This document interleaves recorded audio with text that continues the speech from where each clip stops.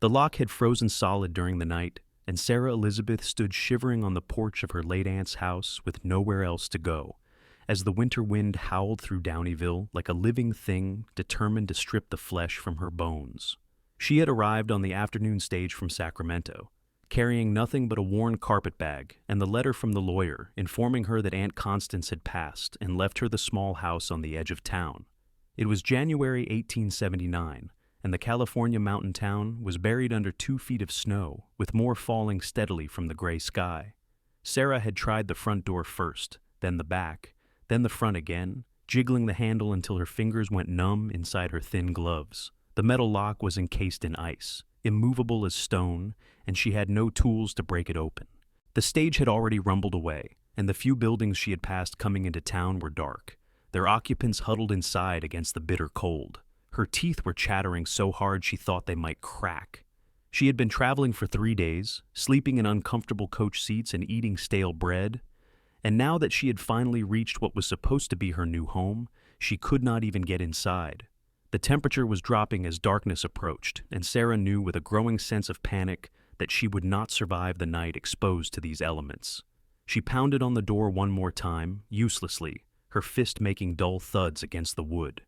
"That will not help," a deep voice said behind her, and Sarah spun around so quickly she nearly lost her balance on the icy porch. A man stood at the bottom of the steps, tall and broad-shouldered, with snow dusting his wide-brimmed hat and the shoulders of his heavy coat. He had dark hair that curled slightly at his collar, and eyes that were somehow both gray and blue, like storm clouds over water. His face was weathered but handsome in a rugged way, with a strong jaw shadowed by a few days' worth of beard. He looked to be in his mid-20s, perhaps 6 or 7 years older than Sarah's own, 19 years. "I need to get inside," Sarah said, hating how her voice shook. "The lock is frozen." "I can see that." He climbed the steps with an easy confidence despite the ice, moving closer to examine the door. "This is the Holloway place. You family?" "She was my aunt. She left me the house." Sarah wrapped her arms around herself, trying to contain what little warmth remained in her body. "I just arrived, and I cannot get in." The man nodded slowly, then looked at her more carefully. His expression shifted when he saw how she was dressed, taking in her city clothes that were completely inadequate for a Sierra Nevada winter, the way she trembled uncontrollably, the blue tinge to her lips. "How long have you been out here?" he asked. "I do not know. Half an hour, maybe longer."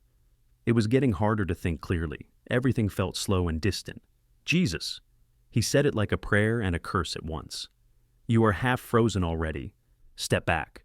Sarah did not have the strength to argue. She moved to the side and watched as he drew back his leg and kicked the door hard, right next to the lock.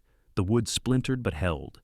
He kicked it again, putting his full weight behind it, and this time the frame cracked and the door swung inward with a groan.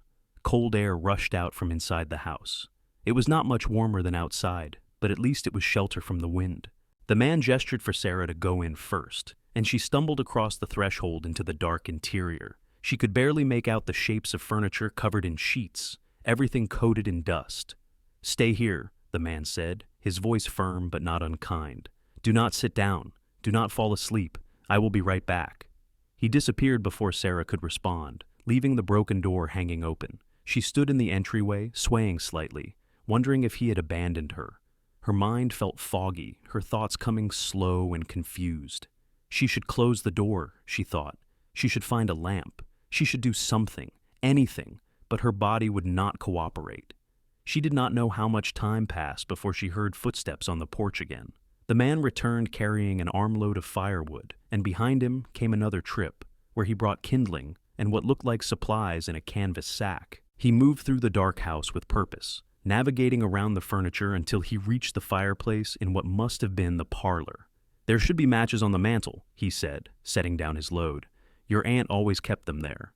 Sarah tried to move toward the fireplace, but her legs would not work properly. She stumbled, and suddenly his hands were on her arms, steadying her. "Easy," he said. "Sit here." He guided her to a chair near the fireplace, sweeping the sheet off it with one hand. "I know I said not to sit, but you are not going to make it otherwise. Just stay awake. Talk to me. Tell me your name." "Sarah Emmett." The words came out slurred. "Lucas Quinn," he said, already working on the fire. His hands moved with practiced efficiency, arranging kindling in the fireplace, striking a match that flared bright in the darkness. The small flame caught and began to grow. "Where did you come from?" "San Francisco. My mother died last month. Father died when I was 12. She was not sure why she was telling him this, but the words kept coming. Aunt Constance was all the family I had left, but I never met her. Mother did not speak to her for years. Some argument about a man, I think. And then the letter came saying she had died and left me this house, and I had nothing left in the city, so I came." Lucas added larger pieces of wood to the growing fire, coaxing it higher. Orange light began to fill the room, chasing back the shadows. "That is a hard road," he said quietly. "I am sorry for your losses." The fire was crackling now, throwing out blessed heat. Sarah leaned toward it instinctively, holding out her hands. Her fingers were so cold they burned as warmth began to seep back into them. Lucas stood and moved through the house, opening doors until he found what he was looking for. He returned with an armload of quilts that had been stored in a chest, dusty but thick and warm. He draped them around Sarah's shoulders, wrapping her like a child. "I need to get more wood," he said. "The house will take time to warm up. It has been empty for 2 months since your aunt passed." He paused. "Do you have any food with you?" Sarah shook her head. "I will bring some." He headed for the door, then stopped and turned back. "My horse is outside. If I am not back in 20 minutes, there is a doctor 2 streets over named Patterson. Send someone for him." "Wait," Sarah managed to say. "Why are you doing this? You do not know me." Lucas met her eyes, and something in his expression made her breath catch in a way that had nothing to do with the cold. "Because you needed help," he said simply. "And because your aunt was a good woman who once helped me when I needed it. It is the least I can do." Then he was gone into the swirling snow, leaving Sarah alone with the growing fire and a confusion of feelings she was too exhausted to untangle. He returned within 15 minutes, carrying more supplies. Sarah was feeling slightly more alert now, the warmth from the fire and the quilts beginning to penetrate the dangerous chill that had settled into her bones. She watched as Lucas unpacked the canvas sack, setting out a loaf of bread, some cheese, dried apples, coffee, and a small pot. "There is a pump in the kitchen," he said. "Probably frozen, but I can thaw it." He found the kitchen, and she heard him working, the protest of old pipes, and then the blessed sound of water flowing. He came back with the pot full and hung it on a hook over the fire to heat. "You live in town?" Sarah asked. Her voice was stronger now, less shaky. "Just outside. I have a small ranch about 3 miles west. Run cattle mostly, some horses." He settled onto the floor near the fire, feeding it more wood. "I come into town for supplies every few weeks. Was heading to the general store when I saw you on the porch." "Lucky for me." "Lucky," he agreed. But there was something in his tone that suggested he did not believe in luck so much as he believed in paying attention and acting when action was needed. They fell into silence as the water heated. Lucas made coffee strong enough to stand a spoon in, and the bitter taste of it burned away more of the fog in Sarah's head. He cut thick slices of bread and cheese, handing them to her without comment, and she ate even though her stomach was so knotted with anxiety she barely tasted the food. "The door," she said suddenly, remembering. "You broke it. I have no money to pay you for repairs." Lucas shook his head. "I will fix it tomorrow. No charge. Cannot leave it hanging open like that, or you will freeze again tonight even with the fire going. I cannot accept charity. It is not charity, it is being neighborly." His tone was firm, brooking no argument. "This is how things work out here. We help each other because we have to. Winter in these mountains does not care about pride or independence." Sarah wanted to argue, but she was too tired and too grateful to fight. Instead, she pulled the quilts tighter and asked, "You said you knew my aunt?" "Some. She kept to herself mostly, but she was kind. Always had coffee and pie if a man stopped by, and she never minded if someone needed to wait out a storm in her barn." He stared into the fire, his expression distant. "She helped me once when I first came here, 5 years ago. I had nothing but a horse and a saddle and determination. She let me stay in her barn through a bad snowstorm and gave me the name of a man who was selling land cheap. That is how I got my ranch started." "Where did you come from?" "Texas originally, then I drifted for a while, Nevada, Oregon, down through California." He did not elaborate, and Sarah sensed there were stories there he was not ready to tell. "I settled here because the land spoke to me. good grazing, clean water, room to build something. The house was slowly warming, the fire pushing back the worst of the cold. Sarah could feel exhaustion pulling at her, the bone-deep weariness of 3 days' travel, and the near disaster of almost freezing on her own porch. But she forced herself to stay awake, to keep talking. "What is Downeyville like?" she asked. "I only saw it from the stage. Small, maybe 300 people year-round, more in summer when miners come through. It was bigger during the gold rush, but most of that is played out. Now it is ranchers, loggers, some farming, people who like the mountains and do not mind the isolation." He glanced at her. "It is not San Francisco. If you are expecting culture and society, you will be disappointed." "I am not expecting anything," Sarah said honestly. "I just need somewhere to start over." Something shifted in Lucas's expression, a softening around his eyes. "Then this is as good a place as any." They talked as the night deepened, about nothing and everything. Lucas told her about the town, the people she should know, the shopkeepers and the sheriff and the schoolteacher.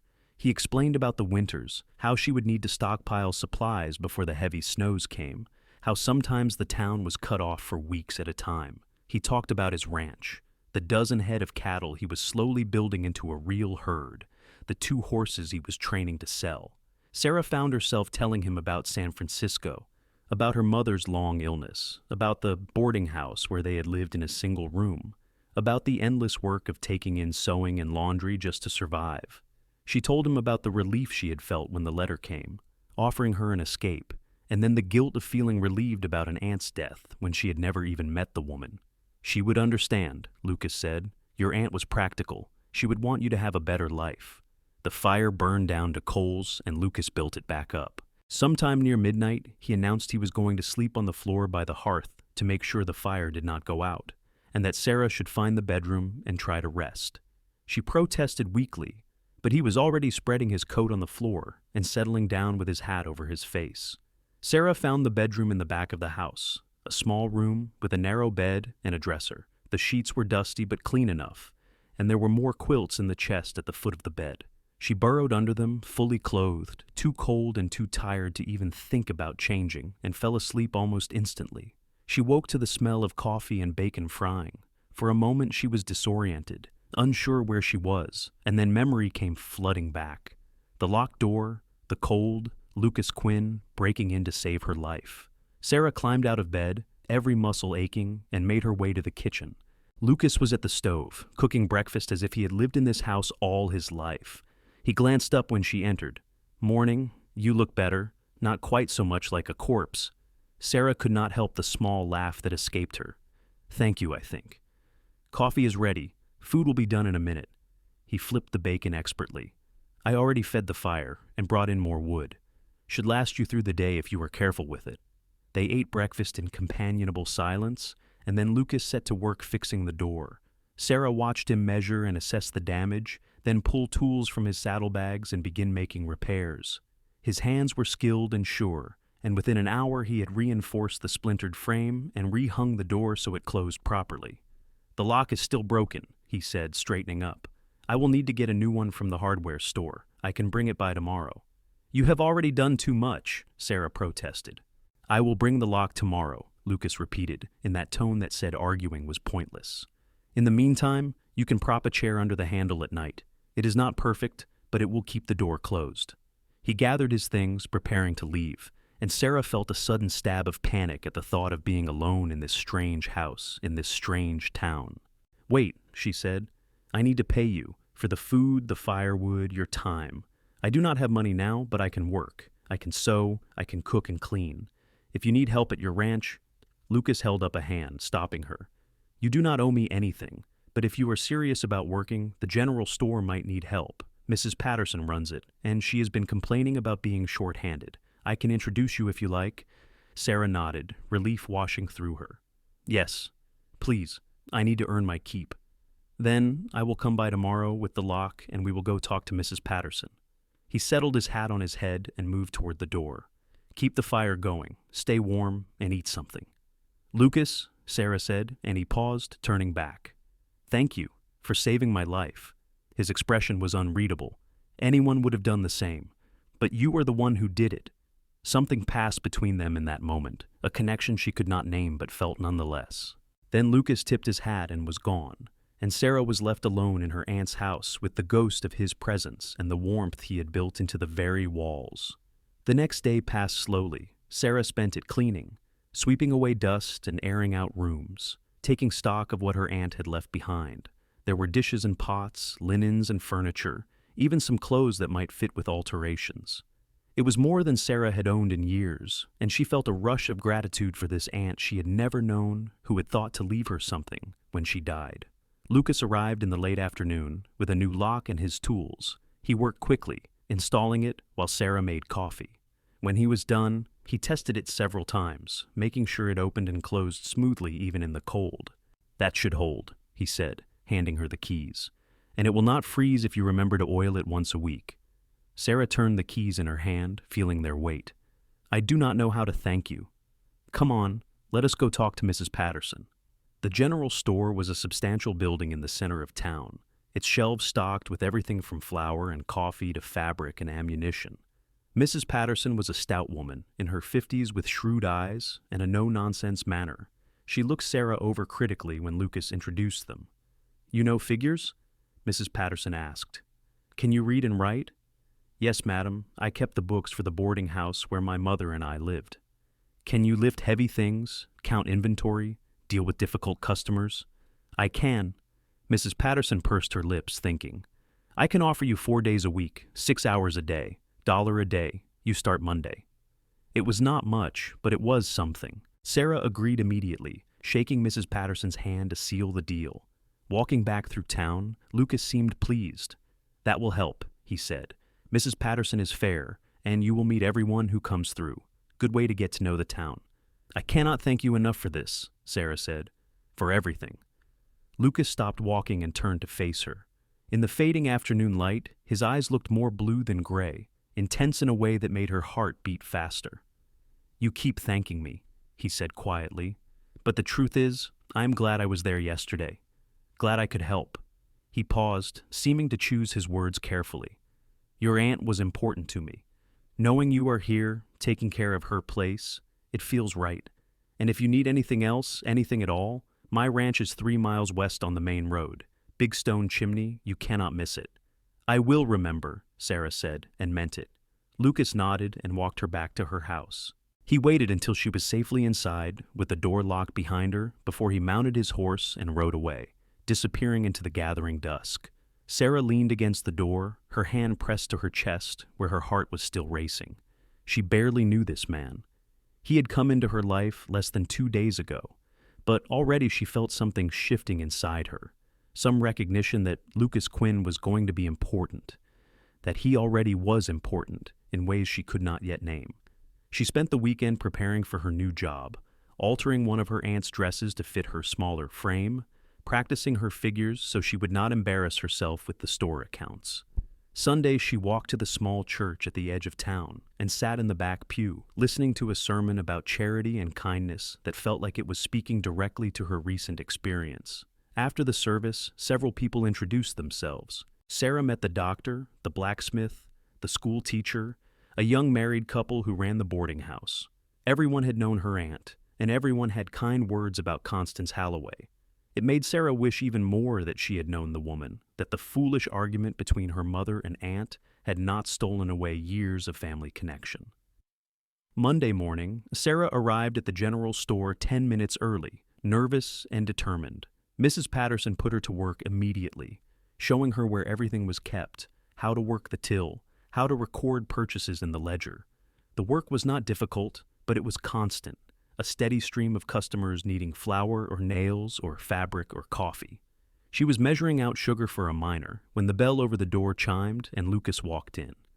Their eyes met across the store, and Sarah felt her cheeks flush. "Morning, Mrs. Patterson," Lucas said, removing his hat. "I need some supplies." "Help yourself, Mrs." Patterson said. "Sarah will get you sorted."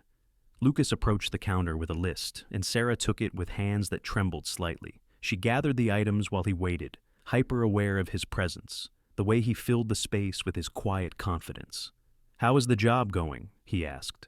"Well, I think Mrs. Patterson has not fired me yet." He smiled, and it transformed his face, making him look younger and somehow more approachable. "Give her a week." Sarah tallied his purchases, and Lucas paid, counting out coins carefully. As he gathered his parcels, he hesitated. "There is a dance Saturday night at the community hall," he said, not quite meeting her eyes.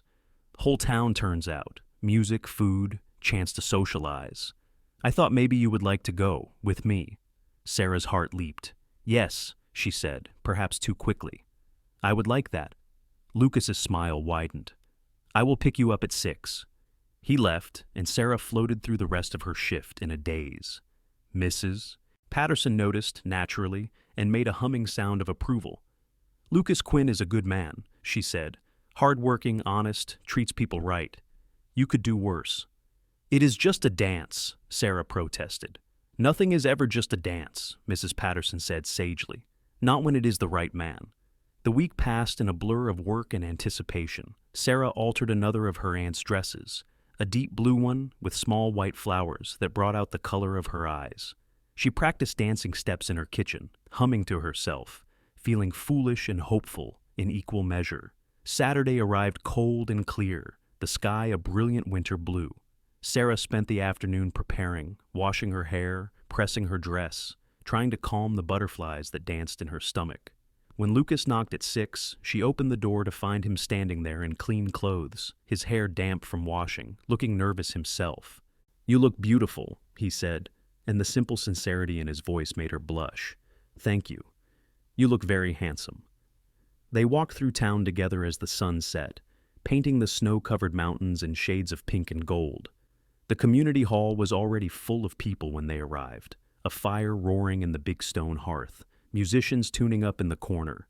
Tables along the walls held food brought by various families, and children ran between the adults, excited by the rare evening entertainment. Lucas introduced Sarah to more people than she could possibly remember, ranchers and shopkeepers and their families, everyone friendly and welcoming. When the music started, he led her onto the floor for a reel, and Sarah discovered he was a surprisingly good dancer, confident and sure-footed. They danced 3 dances in a row before taking a break for punch and cookies. Sarah was laughing, breathless and happy, more carefree than she had felt in months. Lucas looked at her with an expression that made her heart skip. "I am glad you came to Downeyville," he said. "So am I," Sarah replied, and meant it with every fiber of her being. They danced more as the night wore on, sometimes together, sometimes with other partners as was customary.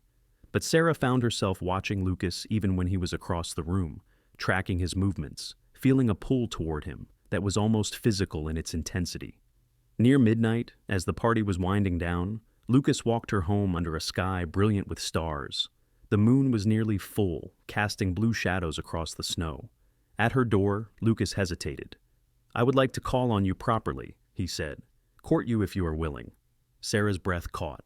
This was moving fast, faster than was probably wise, but she could not deny what she felt. "I am willing." Lucas smiled, that transformative smile that made her knees weak. "Then I will see you tomorrow. I will bring lunch, and we can talk." He tipped his hat and left, and Sarah went inside her warm house, locked the door with the lock he had installed, and hugged herself with joy. She was 19 years old and alone in a strange town, but for the first time in years, she felt like she had a future, like there were good things waiting for her. Lucas arrived the next afternoon with a basket of food and a quiet determination in his eyes. They ate lunch at Sarah's small kitchen table, talking about everything and nothing, learning the details of each other's lives. Lucas told her about growing up in Texas, about losing his parents to fever when he was 17, about the years he had spent drifting and working odd jobs before finding his way to California. "I wanted to build something of my own," he said, "something that mattered. The ranch is not much yet, but it is mine, and every year it gets a little better."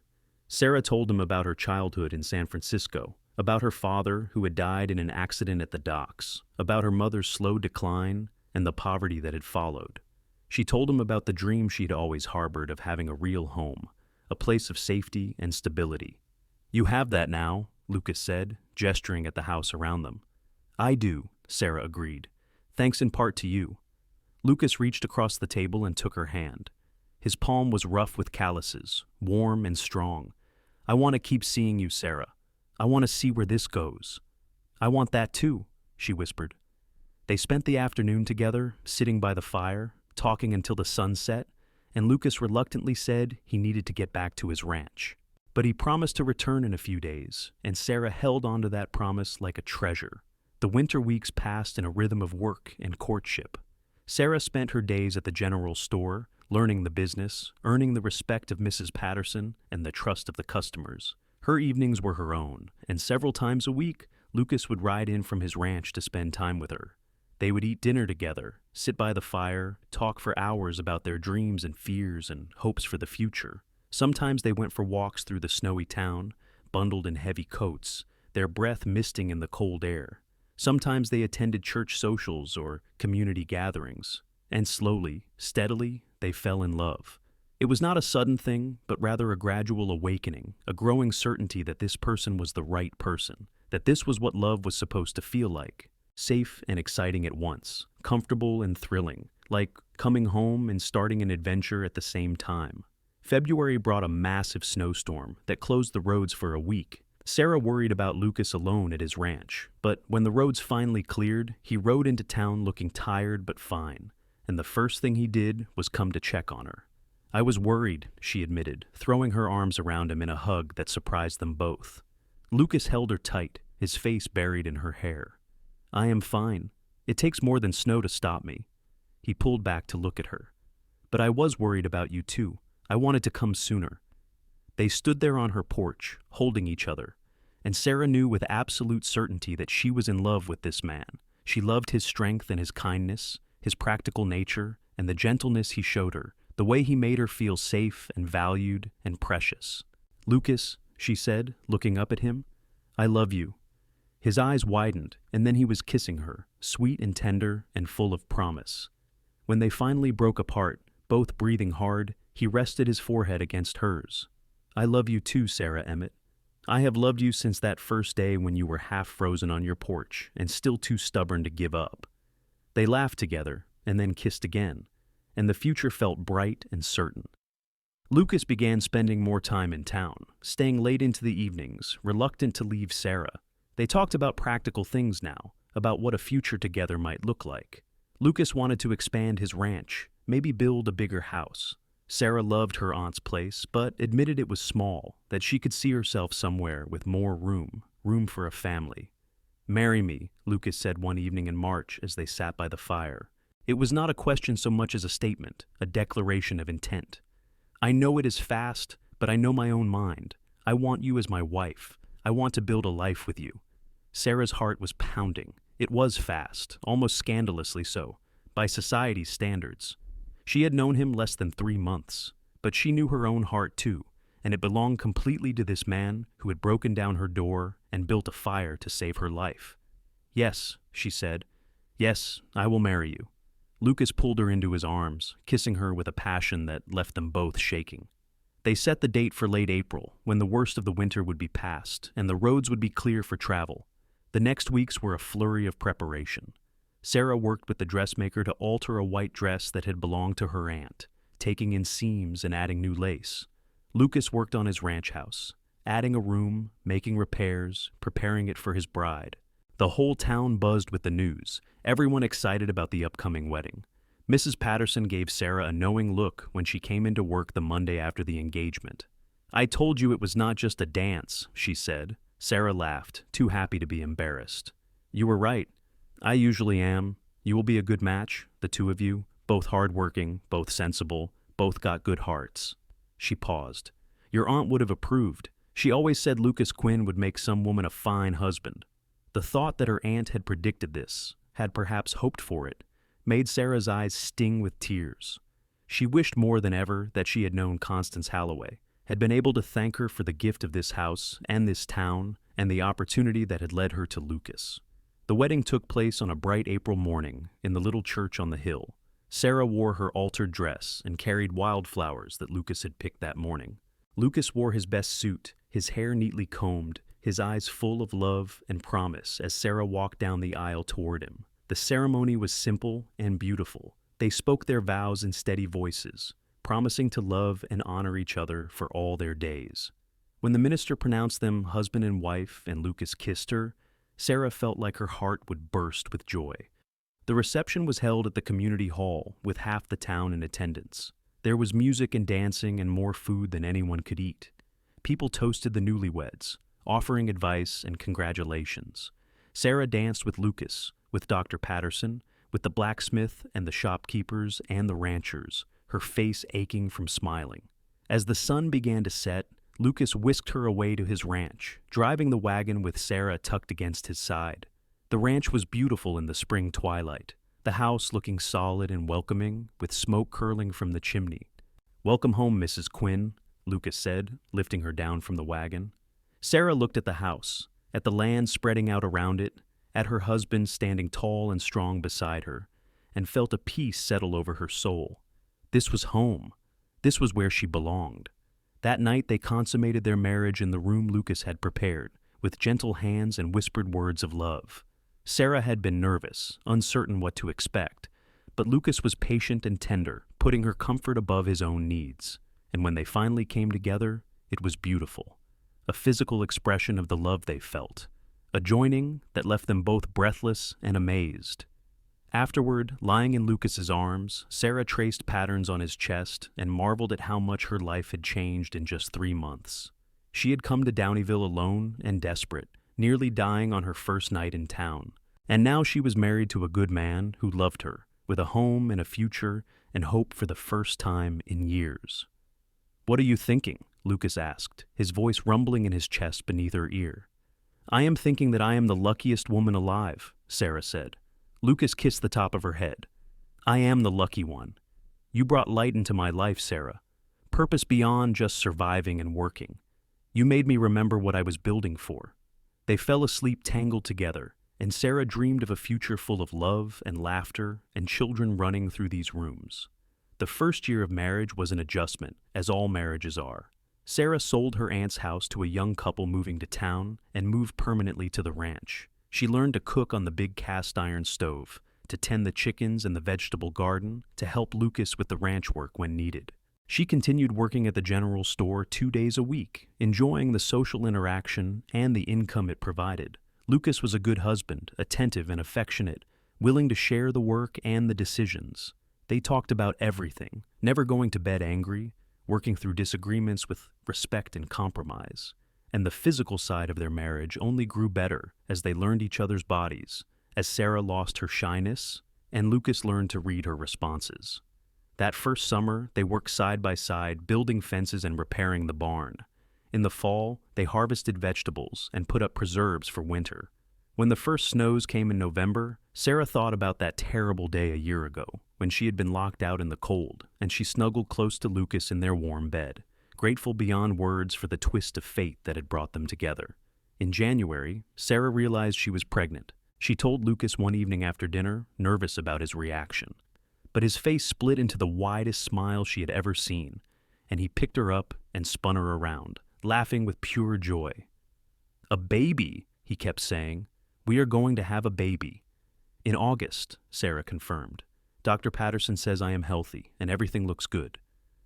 Lucas set her down carefully, as if she were made of glass. "You should not be lifting heavy things. You should rest more. I can hire someone to help with the housework."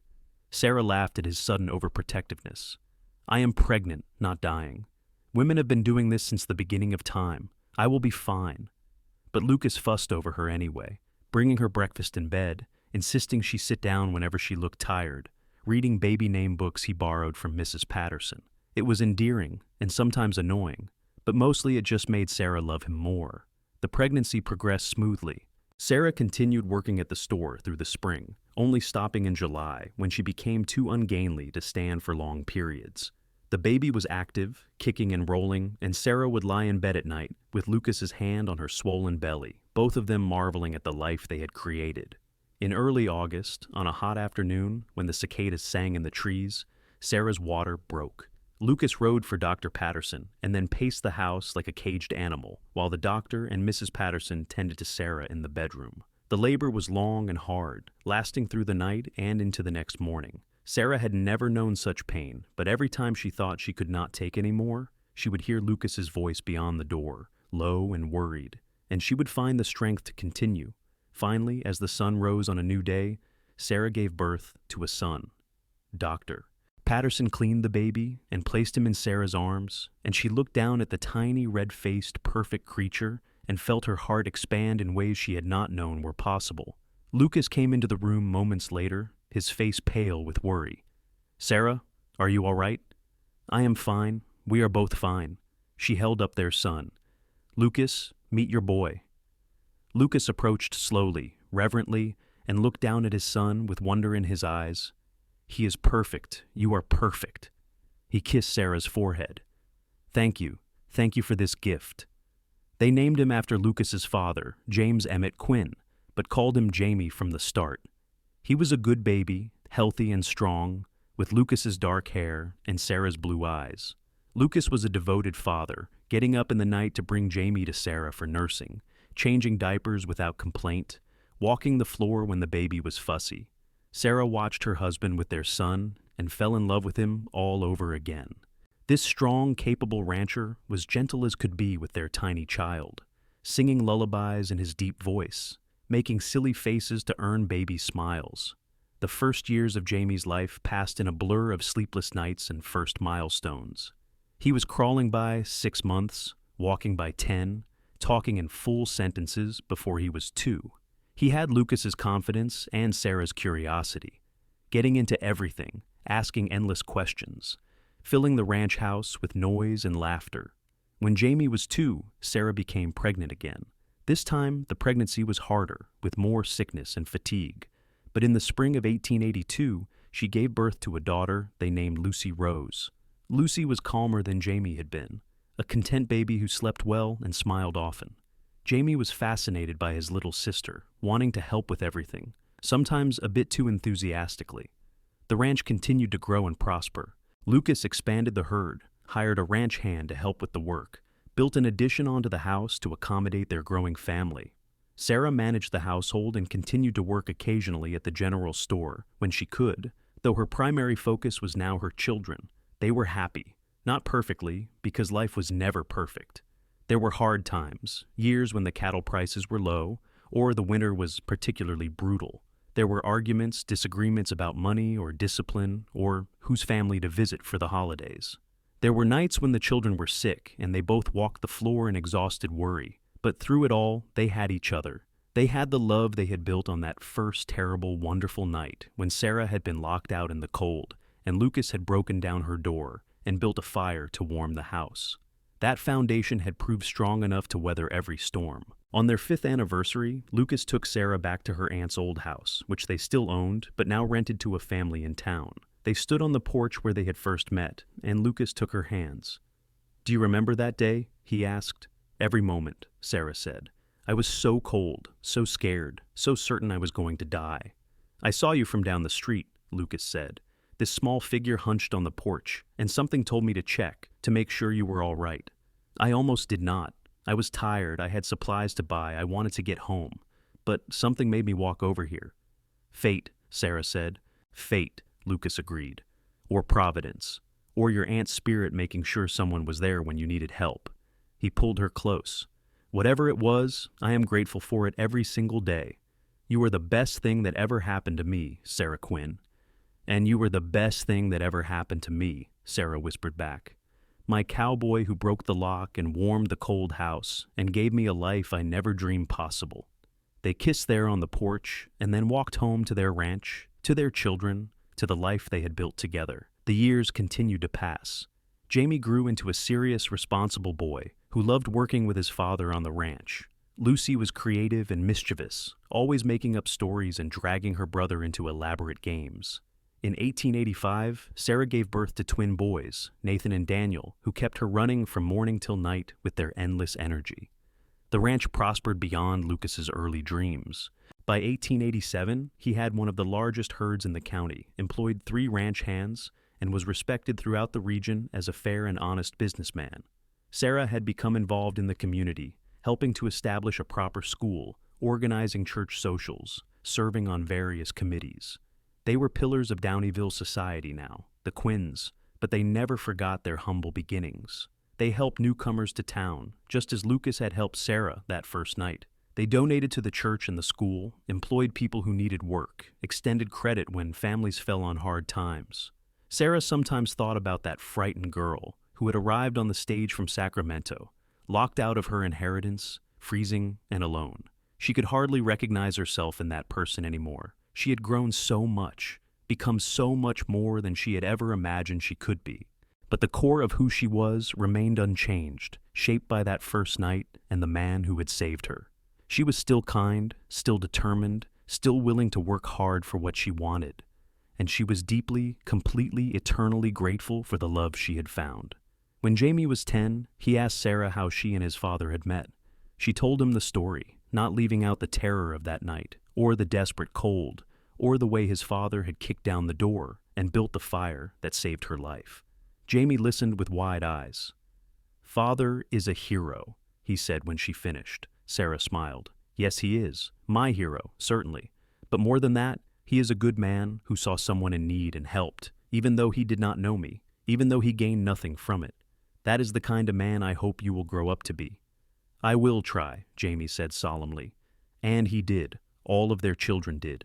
They grew up watching their parents' love for each other, the respect and partnership that defined their marriage. They learned about kindness and hard work, about community and responsibility. They learned that love was not just a feeling, but a choice, a commitment renewed every day through actions large and small. By 1890, Jamie was nearly 12 and already working seriously on the ranch. Lucy was 8 and excelling in school. The twins were 5 and into everything, a match pair of trouble that kept Sarah on her toes. The ranch house had been expanded twice more and now sprawled comfortably across the hillside, with enough room for everyone, plus guests. One evening in late winter, Sarah and Lucas sat on their porch watching the sun set over the mountains. The children were inside doing homework and chores, their voices a comfortable background noise. Lucas had his arm around Sarah's shoulders, and she leaned into his warmth. "Do you ever think about what would have happened if I had not walked by that day?" Lucas asked. "If I had gone straight to the general store instead of checking on you?" Sarah shivered despite the heavy shawl around her shoulders. "I try not to. I would have died, most likely, frozen on that porch before anyone else came by." "That almost happened," Lucas said quietly. "You were so close to hypothermia when I found you. Another hour and it might have been too late. But you did find me. You saved me." Sarah turned to look at her husband, this man who had given her everything. "And I have been grateful for that every single day since." Lucas kissed her, gentle and sweet. "I am the grateful one. You brought joy and purpose to my life. You gave me a family, a reason to build something bigger than just a ranch. You made this house a home." They sat together as the stars came out, holding hands, comfortable in the silence that comes from years of knowing each other. Inside, they could hear Jamie helping the twins with their reading, while Lucy practiced piano. The sounds of their family, their life, the future they had created together. Sarah thought about her Aunt Constance, who she had never met, but who had given her the greatest gift. The house that had brought her to Downeyville, that had quite literally put her in Lucas's path on that frozen winter day. She whispered a prayer of thanks to the woman's memory. "What are you thinking?" Lucas asked. "I am thinking that I am blessed beyond measure," Sarah said, "and I am thinking that I love you more with each passing year. Even when I leave muddy boots in the kitchen, even then. Even when I forget to mention I invited the ranch hands for dinner. Even then," Sarah said, laughing. "Even when I wake you up at dawn because I cannot sleep and want to talk?" "Especially then," Sarah said, turning to cup his face in her hands. "Lucas Quinn, you are the love of my life, my partner, my best friend, the father of my children, the reason I wake up grateful every morning. I would not change a single thing about our life together." Lucas's eyes were suspiciously bright in the starlight. "Not even that first night? If you could go back and have the key to the house, arrive in summer instead of winter, avoid all the fear and pain?" Sarah thought about it seriously, then shook her head. "No, because that night showed me who you were. Your character, your kindness, your willingness to help someone who needed it. If I had arrived on a sunny day with no problems, we might never have met. You might have had no reason to come to the house, and I cannot imagine my life without you in it." "I cannot imagine mine without you either," Lucas said roughly. He pulled her close, holding her tight. You are my heart, Sarah. My whole heart." They stayed on the porch until the cold drove them inside, and then they checked on the children, banked the fires, locked the doors, and went to their bedroom. They made love with the tenderness of long familiarity, but also with the passion that had never faded between them. And afterward, Sarah lay in her husband's arms and counted her blessings. 4 healthy children, a thriving ranch, a community that valued them, friends and neighbors they could count on, and most of all, the love of a good man who had proven his worth every day for over 11 years. In 1892, when Sarah was 32 and Lucas was 38, they welcomed their 5th and final child, a daughter they named Constance Sarah after both of Sarah's aunts. Constance was a surprise, as they had thought their family was complete, but she was welcomed with joy by everyone. Her older siblings doted on her, and Lucas declared her his little princess. Jamie was 14 now, nearly a man, working alongside his father and the ranch hands. He had his father's build and his mother's blue eyes, and more than one girl in town had noticed him. Lucy was 12 and already showing signs of the beauty she would become, with dark curls and a bright smile. The twins were 9 and inseparable, finishing each other's sentences, getting into and out of trouble together. The ranch was successful enough that Lucas could afford to hire more help, giving him more time with his family. He and Sarah talked about everything now, from ranch business to raising children to their hopes for the future. They were true partners in every sense, making decisions together, supporting each other's dreams. Sarah had begun writing during these years, documenting their family history, the story of how she and Lucas had met, the growth of the ranch and the town. She wanted her children and grandchildren to know where they had come from, to understand the struggles and triumphs that had built their legacy. One afternoon, she showed Lucas what she had written about their first meeting. He read it silently, his expression growing soft. "You make me sound like a hero," he said when he finished. "You were. You are. I was just a man who saw someone in trouble and did what anyone should have done. But you were the one who did it," Sarah said, echoing her words from that long-ago conversation. "You were the one who cared enough to stop, to check, to help. That makes you a hero in my eyes." Lucas pulled her into his lap, holding her close. "If I am a hero, it is because loving you made me want to be a better man, made me want to live up to the way you see me." They kissed, still as in love as they had been on their wedding day, maybe more so for all the years and experiences they had shared. The children grew, and the years passed. Jamie married in 1895, at age 17, to a sweet girl named Emma from a neighboring ranch. They moved into a house Lucas built for them on the edge of the property, and Jamie took over more of the ranch operations.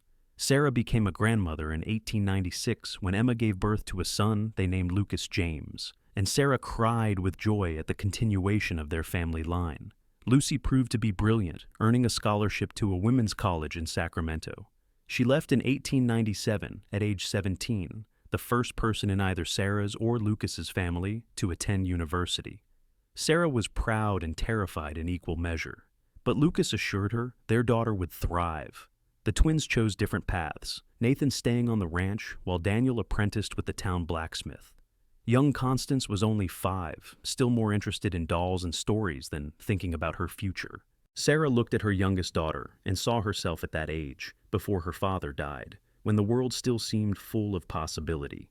In 1899, as the century drew to a close, Sarah and Lucas celebrated their 20th wedding anniversary. Their children threw them a party at the community hall, with everyone they knew in attendance. Sarah wore a new dress in sapphire blue, and Lucas wore his best suit, and they danced together as the musicians played, remembering their first dance at this same hall so many years ago. 20 years, Lucas said as they swayed together. "It feels like both forever and no time at all." "I know what you mean," Sarah said. "Sometimes I still feel like that frightened girl on the porch. Other times, it seems like a lifetime ago." "You are not that girl anymore," Lucas said. "You are a woman, a wife, a mother, a grandmother. You are respected and loved throughout this community. You have built something remarkable." "We have built something remarkable," Sarah corrected. "Together, always together." Lucas kissed her there on the dance floor, and their children cheered, and Sarah felt her heart might burst with happiness. They spent their later years surrounded by family and community. Jamie and Emma had 3 more children, giving Sarah and Lucas 4 grandchildren through them.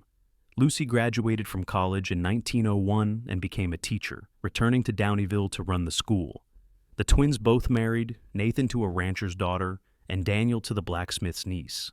Constance grew into a thoughtful, creative young woman who loved books and music. The ranch continued to prosper under Jamie's management, with Lucas gradually stepping back to an advisory role. He and Sarah spent more time traveling, visiting Lucy in Sacramento when she was at school, taking trips to San Francisco to see the city Sarah had left behind so long ago.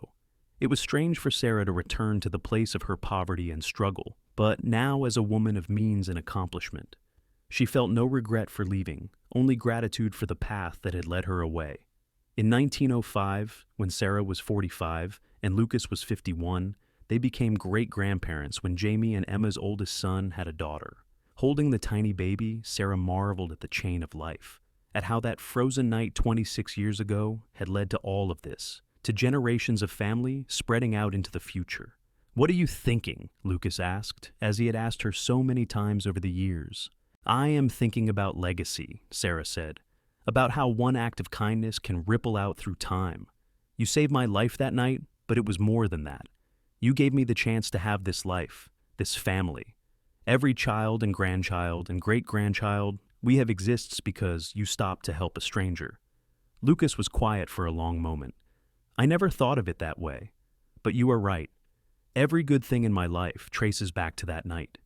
If I had walked past, if I had decided it was not my concern, I would have missed all of this.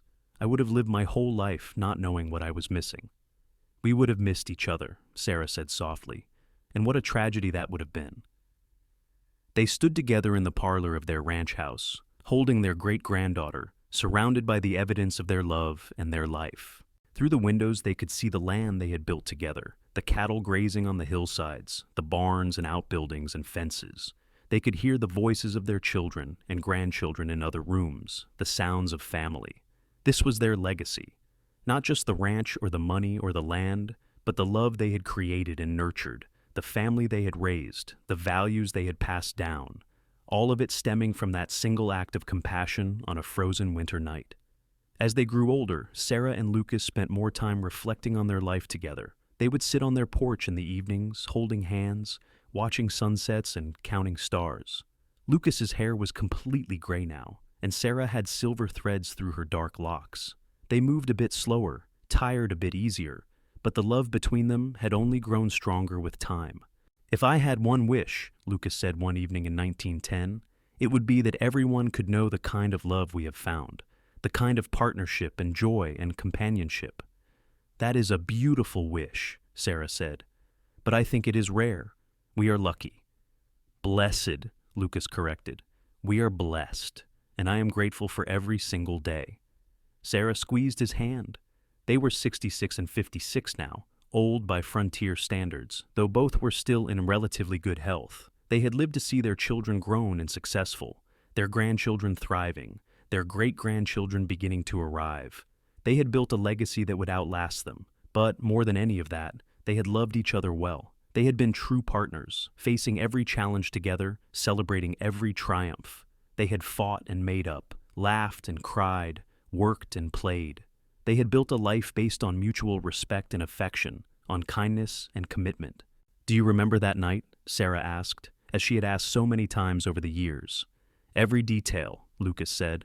"The way you stood there shivering, too proud to admit how bad it was, the frozen lock, the way you looked at me when I kicked in the door, like I might be dangerous, the trust you showed when you let me help you.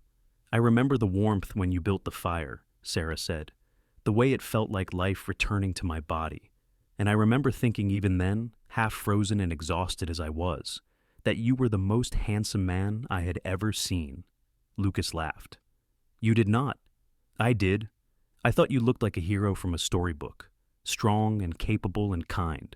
She looked at him, at the face she had loved for over 30 years. "I was not wrong." "You have always seen me better than I am," Lucas said. "No, I have always seen you exactly as you are, a good man, the best man." They sat together as the stars came out, as they had done thousands of times before. Inside the house, they could hear their family, multiple generations gathered for Sunday dinner, voices and laughter and the clatter of dishes, the sounds of a life well lived. "I have no regrets," Lucas said suddenly.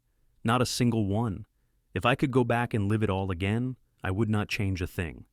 "Nor would I," Sarah agreed, "except perhaps I would tell you sooner that I loved you. I would not waste a single day." "We have wasted nothing," Lucas said firmly. "We have lived and loved well. We have raised good children who are raising good children. We have been faithful to each other and to the promises we made. That is all anyone can ask for." He was right, Sarah knew. They had done well. They had built something beautiful and lasting, and it had all started with a broken lock and a fire to warm a cold house. As they grew older still, into their 70s and 80s, Sarah and Lucas became the patriarch and matriarch of a sprawling family clan. They had 5 children, 14 grandchildren, and 23 great-grandchildren by 1920, with more arriving regularly. The ranch had grown into one of the most successful in Northern California, a testament to Lucas's vision and hard work. But more than the material success, the Quinn family was known for their kindness and generosity. They had maintained the tradition Lucas and Sarah had established of helping newcomers, supporting the community, treating everyone with respect regardless of their station. Their children had learned these values and passed them to their children in turn. Sarah continued to write, documenting family stories and local history. Her memoirs were published in the local newspaper, installments that people throughout the county looked forward to reading. She wrote about the early days of Downeyville, about the characters who had populated the town, about the changes she had witnessed over more than 40 years. But always, her favorite story was the first one, the night she had been locked out in winter, and a cowboy had broken the lock and built a fire to warm the cold house, the night that had changed everything. In 1925, on their 46th wedding anniversary, the family threw Lucas and Sarah a grand celebration. Descendants came from across California and beyond to honor them. There were speeches and toasts, music and dancing, enough food to feed an army. Sarah, now 65, and Lucas, now 71, held court like royalty, both of them beaming with pride and joy. Their oldest grandson, Lucas James, now 29 and running the ranch, stood up to give a speech. "My grandparents have shown us all what love looks like," he said. "Not the passionate, fleeting kind, though they have had that too, but the enduring kind, the kind that chooses commitment every day, the kind that builds families and communities and legacies." He turned to look at Sarah and Lucas. "Grandmother, grandfather, you have given us an example to live up to. You have shown us that love is not just a feeling, but an action, a choice, a devotion. We are all here today because you found each other, because you built a life together, because you loved well. Thank you for that gift." There was not a dry eye in the house. Sarah wiped at her tears, and Lucas cleared his throat roughly, both of them overcome with emotion.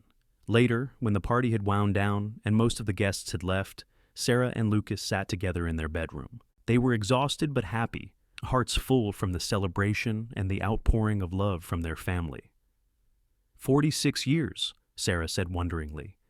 "It seems impossible. Where did the time go?"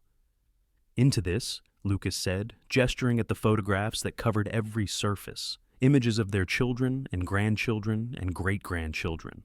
"Into building this. We spent our time well."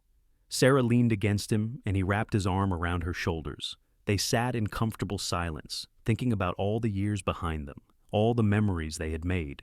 "Do you remember that first night?" Sarah asked, as she always did. "How could I forget?" Lucas replied, as he always did. "Best thing I ever did, kicking in that door." "Best thing that ever happened to me, you finding me," Sarah agreed. They went to bed shortly after, lying together as they had for more than 4 decades. Lucas fell asleep quickly, his breathing evening out into the familiar rhythm Sarah had listened to for thousands of nights. She stayed awake a little longer, watching his face in the moonlight, thinking about the gift of their life together. She had been so lost that winter night in 1879, alone, broke, frightened, literally freezing to death. And then Lucas had appeared like an answer to a prayer she had not even known how to pray. He had saved her life, yes, but more than that, he had given her a reason to live. He had shown her what love could be, what partnership looked like, how to build something lasting and meaningful. Everything good in her life traced back to him. Their children, grandchildren, great-grandchildren, the ranch, the community standing, the respect and affection of their neighbors, the joy and comfort of being known and loved completely, the security of a life built on solid ground. Sarah sent up a silent prayer of gratitude to whatever force had guided Lucas to her door that night, to her aunt for leaving her the house that had brought her to Downeyville, to her own stubbornness that had kept her alive until help arrived, to Lucas for being the kind of man who would stop to help a stranger, who would break down a door and build a fire and sit up all night to make sure she survived. She fell asleep thinking about that fire he had built, how the warmth had slowly returned to her frozen body, how she had watched him feed the flames and thought even in her confused state that she had never seen anyone more beautiful. She had been right about that, she thought, as sleep claimed her. Lucas Quinn was beautiful, inside and out, and she had been blessed beyond measure to spend her life with him. As they entered their final years together, Lucas and Sarah remained devoted to each other. Lucas was slower now, his joints stiff with age, but he still insisted on doing chores around the ranch. Sarah's eyesight was failing, making it harder for her to write, but she dictated stories to her granddaughters, determined to preserve the family history. They celebrated their 50th wedding anniversary in 1929, a golden jubilee that brought the family together once again.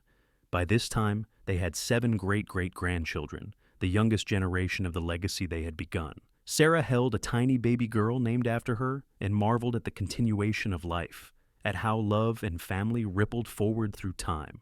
50 years, Lucas said that night, echoing her words from 5 years earlier. Half a century, most of my life spent with you. The best half, Sarah said. The only half that mattered, Lucas agreed. They were fortunate to have their health for so long, but time catches everyone eventually. In the winter of 1932, Lucas caught pneumonia.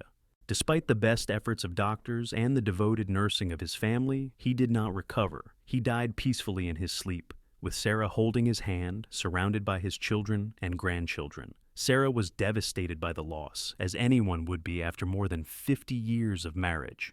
The man who had been her partner, her lover, her best friend, her whole heart was gone. For weeks she moved through the house like a ghost, unable to accept that he would not walk through the door, would not sit beside her on the porch, would not hold her hand and tell her everything would be all right.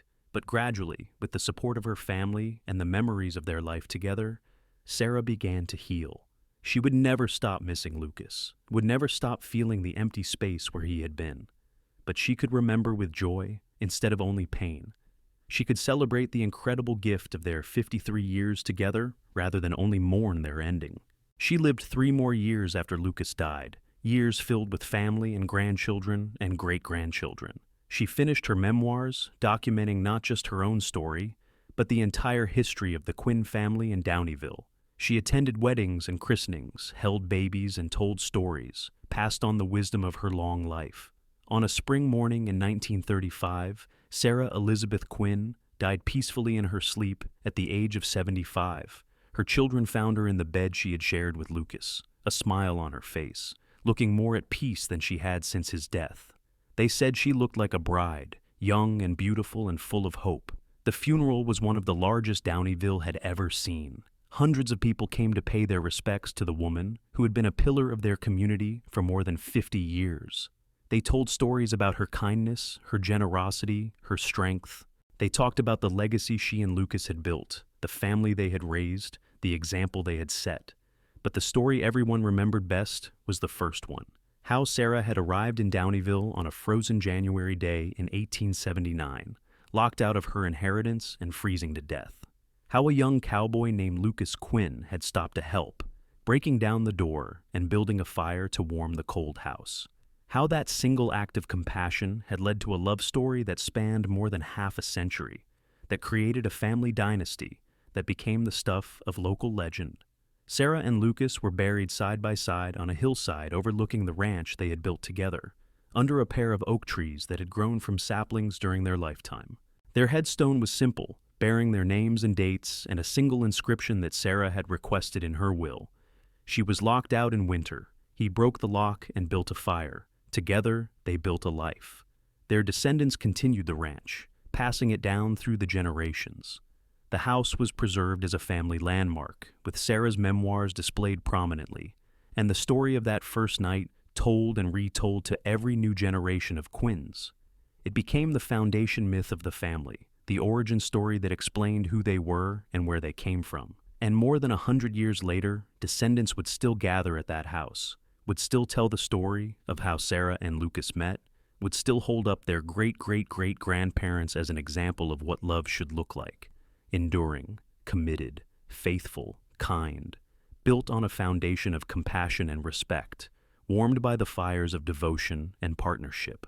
The story of a woman locked out in winter and a cowboy who broke the lock and built a fire had become the story of how love can transform lives, how a single act of kindness can echo through generations, how two people who choose each other every day can build something that outlasts them both. It was a legacy worth having, a story worth telling, a love worth celebrating. And it all began on a frozen January night in 1879, when everything changed because one man decided to stop and help, because one woman decided to trust, because two hearts recognized in each other the promise of home.